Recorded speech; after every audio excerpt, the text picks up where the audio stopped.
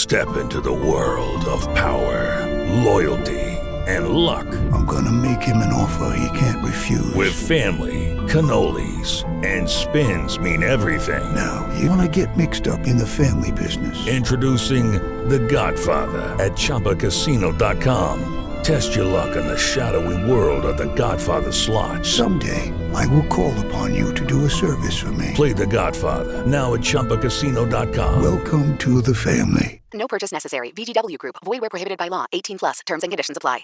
Hello, it is Ryan, and I was on a flight the other day playing one of my favorite social spin slot games on ChumbaCasino.com. I looked over at the person sitting next to me, and you know what they were doing?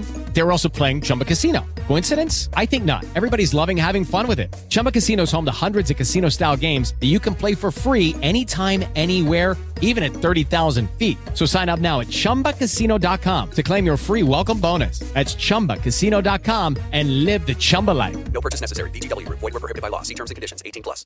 Step into the world of power, loyalty, and luck. I'm gonna make him an offer he can't refuse. With family, cannolis, and spins mean everything. Now, you wanna get mixed up in the family business. Introducing The Godfather at ChumbaCasino.com. Test your luck in the shadowy world of The Godfather slot. Someday, I will call upon you to do a service for me. Play The Godfather now at ChumbaCasino.com. Welcome to the family. No purchase necessary. VGW Group. Void where prohibited by law. 18 plus. Terms and conditions apply. New for 2028 in Los Angeles, but not new to the Olympics. One of the oldest Olympic sports is returning to the Games in 4 years' time, and it's good news for Team GB. I'm John. And I'm Michael, and this is Great British Bosses from Anything But Footy, where we speak to the men and women who run sport in this country. And we continue this latest run with a business leader who's now in charge of helping get the British team to LA. Yeah, thanks for having me, both John, Michael. Real pleasure to be here on your platform. So my name is Leslie Rance. I'm the independent chair of British Lacrosse. Leslie, to kick off with, how important is it that lacrosse is back in the Olympics? No, it's monumental. It's been over half a century since the sport was in the Olympics. So well before my time and any of the current players' time, let alone the coaches. So it's a real big opportunity for us. It's hugely inspiring, and we want to make the most of it. And we're pretty good at it, aren't we? I said it was good news for Team GB in the intro. We're pretty good at it. Yeah, we are. You know, both our men and women are ranked 4th in the world in the sixes format of the game, which is the format that's going to be the Olympic format. You've got field and box lacrosse. But sixes is a lot more exciting. It's on a smaller footprint, a faster game, and we've done well on it so far. But now's the opportunity for us to showcase that at the pinnacle of the sport, the Olympics. Yeah, I was going to ask you, what does lacrosse at the Olympic Games look like? What will the format be? There will, as you say, there'll be men's and women's competitions, but what can you tell people about how it will unfold during the Games? Yeah. So there's a lot more that we still need to know, but what we do know is that it is the sixes format. It's going to be in Los Angeles 2028. We anticipate somewhere between 8 or so team 6 or 8 teams. That's still to be settled. We don't yet know what the qualification route is going to be. It might be continental, or it might be on the back of, for us, one of the home nations qualifying on behalf of Great Britain. So there's still a lot that we still need to know. We'll get to know that perhaps later on in 2025, particularly the qualification route. And a lot of people will know lacrosse potentially from playing at school or playing with their clubs. But what can you tell us about how the actual matches will unfold? Is it halves? How long are the matches? Is it going to be a quick format? Yeah, it is going to be the quick. It is going to be the quick format. And so, you know, that is the sixes game. The sixes format is pretty new to lacrosse as well. And that was brought out by World Lacrosse. We played in the sixes format at the World Games in Alabama 2022, where we did well. So some of the rules are also still being settled. You know, maybe a few of those could shift before we get to the Olympics. You said it was monumental, Leslie. How much Yeah. work did it involve to get to this point? Or is it as simple as the USA are brilliant at lacrosse, so they were always going to have lacrosse in the Olympics? No, and I've only been in lacrosse now for about a year. Yeah. But I can tell you that the men and women behind the sport, the players, the coaches, but particularly the administrators, have been lobbying very hard to get lacrosse back into the Olympics. Yeah, you're right. Where else to make a re-entry for lacrosse, but in one of the nations where lacrosse is huge, and it is as huge in the US. And so if we had an opportunity to get back, it would have to have been when the Olympics was back in the US. Where certainly, the footprint is big, the crowds are going to be big.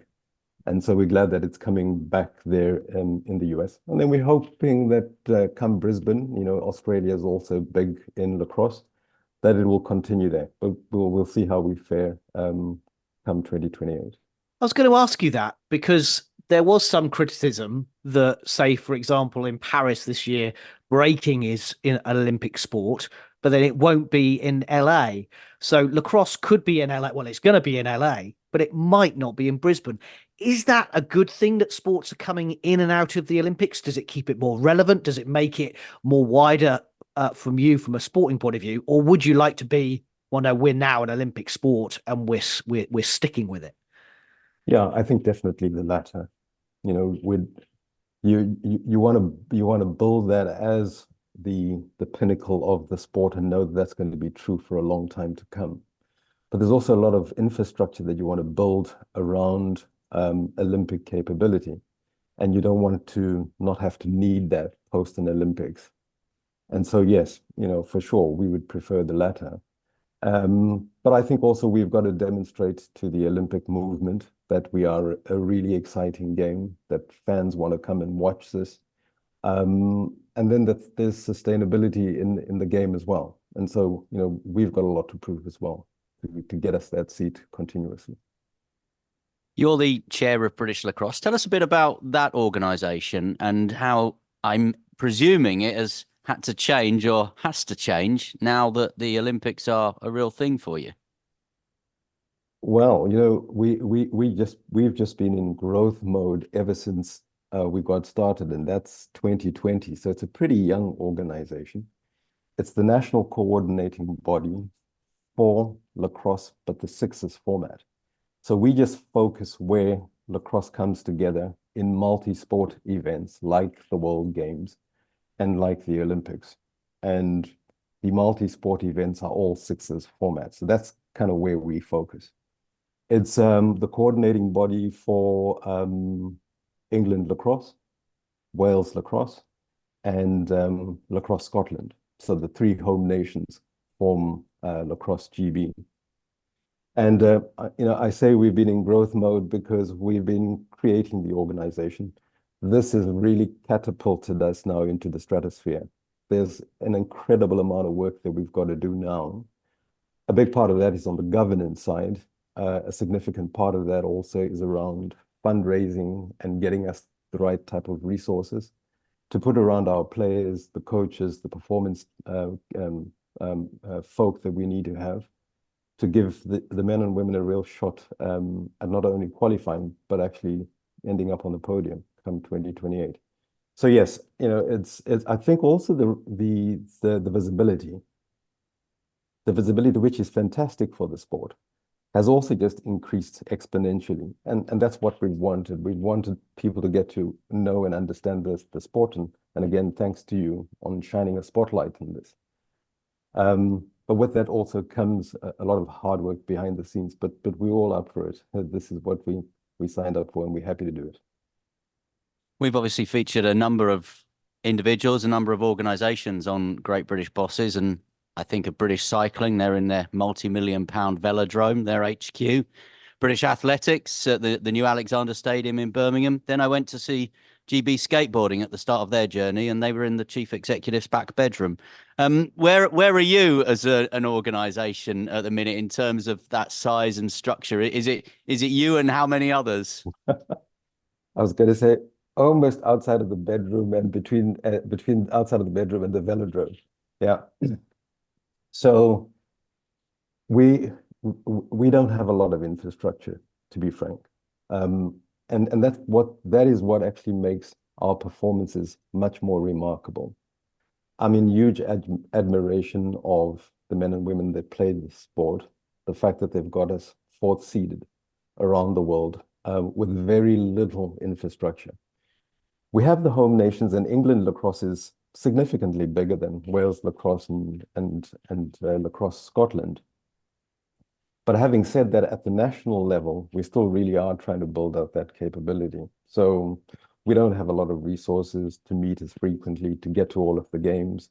Most of the players actually pay their own way to get to some of these international competitions. And those are some of the things that we want to remedy. So yeah, really early days for us on that front, notwithstanding the fact that the sport's been around for a while, huh? Leslie, you mentioned as well about bringing the home nations together, and that may be how you qualify for the Olympics, the performance of England lacrosse or Scotland lacrosse or Wales lacrosse. One of the reasons why we set up Great British Bosses was to speak to the people behind the scenes, because we think that the English, Scottish, Welsh, British system is one of the most complicated in the world. How do you bring different nations together for one new nation, as you say? Yeah, yeah. Well, I must say, so firstly, I came in as an independent chair, and they were specifically looking for an independent voice to chair the board. So I don't come from the sport. I come from, as you said, business. And I dabbled in journalism, out in Africa across a number of sports, and football was one of them. But what I thought might have been a challenge was bringing together these three home nations. But I've been pleasantly surprised that we've managed to rally around, particularly our Olympic vision. So early this year, we, together with the home nation, signed what we call our Olympic sports framework. And that gives absolute clarity across all of the home nations with us as Great Britain lacrosse on how we're going to come together to be successful at the Olympics. And in there are all sorts of priorities. How do we resolve, for example, conflicts between needing to train and or play games in a particular home nation versus needing the same players to be available to train and be ready for a Great Britain opportunity. That's all resolved in our framework. And I must also give credit to some folk who helped us with, for example, pull together a similar framework in hockey and also have been involved in football. So I tell you, if it wasn't for some of those insights, it might have been a lot more difficult for us to navigate the different pieces to say, how do we come together? But so we're on a very good footing right now, and a good basis to go forward.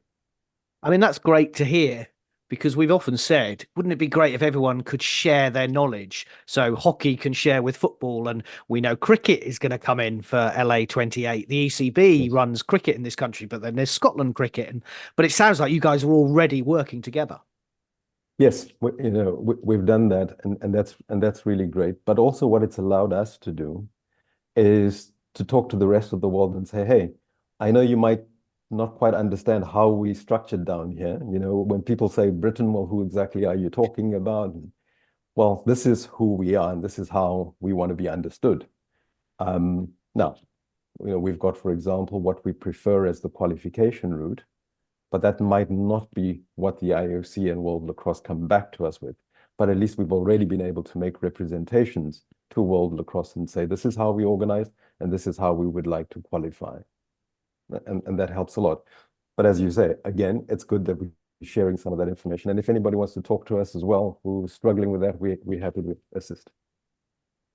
And I guess as well, you can lean on some of those sports, relatively new sports. I'm thinking things like triathlon and taekwondo that have only been on their Olympic journey 10, 20 years. Do you get round the table and look at the way they have created successful programs from scratch?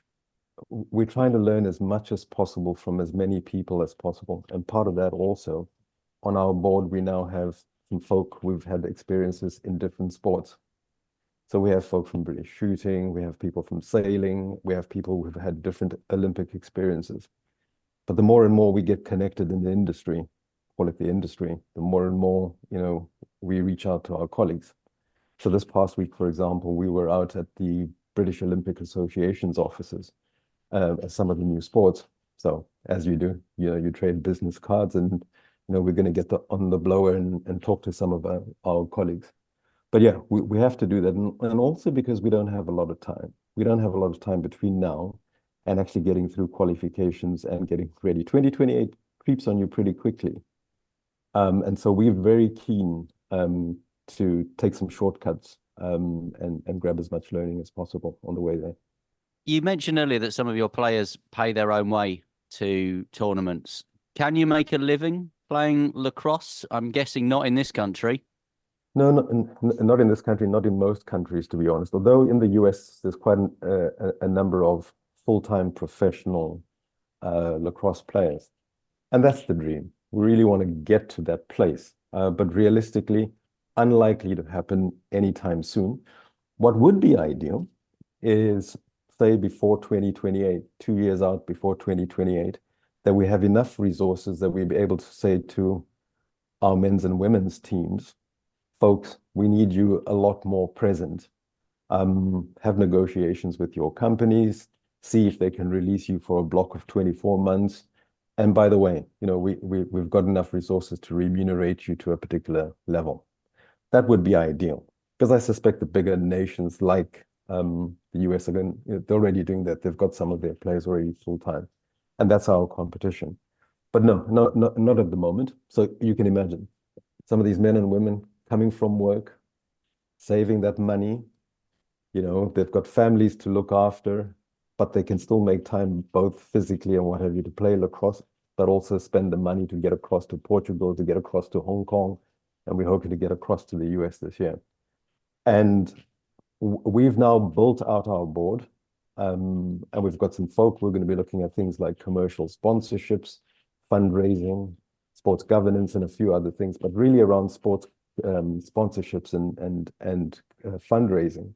We're hoping to be able to alleviate some of that pressure on the players. And it might not happen as quickly as we wanted to, but at least we've got some folk who can help us on that now. This is Great British Bosses from Anything But Footy. We're talking to Leslie Rance, the chair of British Lacrosse, partner at the strategy consulting firm, 25 years of leadership experience from FTSE 100 firms. It's quite a career. How did you get to big chair of British Lacrosse? Post my corporate career, part of what I do these days is, as you've said, a partner at strategy consulting firm Mind of a Fox, but also I'm an advisor on a couple of businesses. And at this stage of my career, I wanted to do some interesting things. So I sit on a couple of boards as a non-executive, and I was looking for an opportunity to chair a board.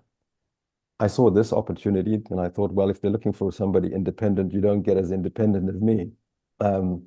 I'm not from the United Kingdom, although I've lived out here now 6 years out in Scotland and 6 years out in England. And I've never played the sport. So, I went through a competitive process and I was pleasantly surprised that apparently it's me they were looking for. Does it matter that you haven't played it? No, not at all. There's people around the boardroom table that have. There's a lot of depth within the home nations around that. So there's enough people to tell us, how the game should be played and all of that. They're really looking for the alternative voices around. So how do we make this model sustainable? How do we reach new players, new voices in the sport? And so around the board, we've got folk that handle things like marketing and communications. We've brought in some people now who've got strong journalism backgrounds who are going to help us with media engagement. We have people who have Olympic experiences that have nothing to do with lacrosse, but different sports Olympic experiences, and people who are really strong in sports governance and performance. And so, I'm not the only one who doesn't come from the sport, but we do have enough voices from the sport. And I think they also got a little tired of talking to themselves and wanted to talk to some other folk, I say in jest. Will you make sure your marketing and communications people have got us on your mailing list? We are here to support you on your journey to Los Angeles. And and hopefully beyond. You said obviously you were looking to chair a board, but what was the attraction with applying and seeing the opportunity at lacrosse? What was it about that one that you thought, I really want to go for that? Well, look, I really am a sucker for new, different challenges. I like to learn different things. And I thought, wow, I can see that this would be out of my comfort zone. This would be something that would be really challenging and stretching. But it's also something that I think is meaningful. And I want to do meaningful things in all of my engagements. I love the fact that this, has huge health angles in young men and women being concerned about their well-being, getting out there, exercising, inspiring other people.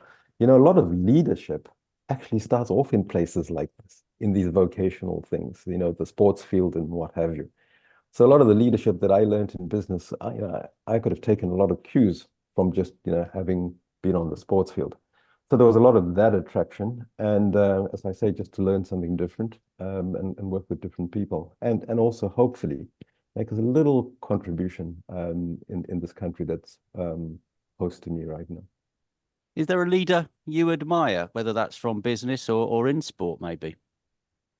Oh, I have lots of leaders that I've come across that I've admired, but I generally go to leaders who lead from a values-based perspective. So I'm less concerned about their results, but I'm more concerned about those that are convicted about what it is that they do. They lead with passion and are interested in the betterment of their vocation or what have you with others. And so clearly I would be inspired by people like Nelson Mandela, and you could see against all odds, he had this vision for the country and South Africa's home for me. And you can see how that changed the lot of a lot of people. So yeah, I can name many people in business and they've done impressive things, but I'm more driven by people who lead from a values-based perspective. Well, Leslie, we appreciate you filling us in on everything lacrosse and Olympics. I've written down the words 6 format because I had no idea that was the sport that you were playing. So we're already ahead of the game, ahead of LA 2028. Final question. Yes. What's top of your list? What's the one thing that as chair of British Lacrosse you've got to achieve, say, in the next 12 months? In the next 12 months, we've got to get our organization to enable our teams to get as much competitive games as possible with our more formidable competitors. So we've done very well in Hong Kong, and there was some really good competition there. We did very well recently at Eurolax in Portugal. So we finished top of the league in Hong Kong. We finished top of the league out in Portugal. But we really are quite keen to meet the Americans. We're quite keen to meet the Canadians. We're quite keen to meet the Australians. And we've got to try and find a way to see them, at least within the next 12 to 24 months for sure. But we also need to build out as much infrastructure as we can within that period to support them. That's where my focus is. Well, we wish you all the best for that. And hopefully we'll see some of that international lacrosse in this country as well over the coming months and years. Leslie Rance, Chair of British Lacrosse, thank you so much for talking to great British bosses from Anything But Footy. Great. Thank you very much. Thanks, John. Thanks, Michael. It's been wonderful. Sports Social Podcast Network. Lucky Land Casino, asking people, what's the weirdest place you've gotten lucky? Lucky? In line at the deli, I guess? Aha, in my dentist's office. More than once, actually. Do I have to say? Yes, you do. In the car before my kids' PTA meeting. Really? Yes. Excuse me, what's the weirdest place you've gotten lucky? I never win and tell. Well, there you have it. You can get lucky anywhere, playing at LuckyLandSlots.com. Play for free right now. Are you feeling lucky? No purchase necessary. Void where prohibited by law. 18+. Terms and conditions apply. See website for details.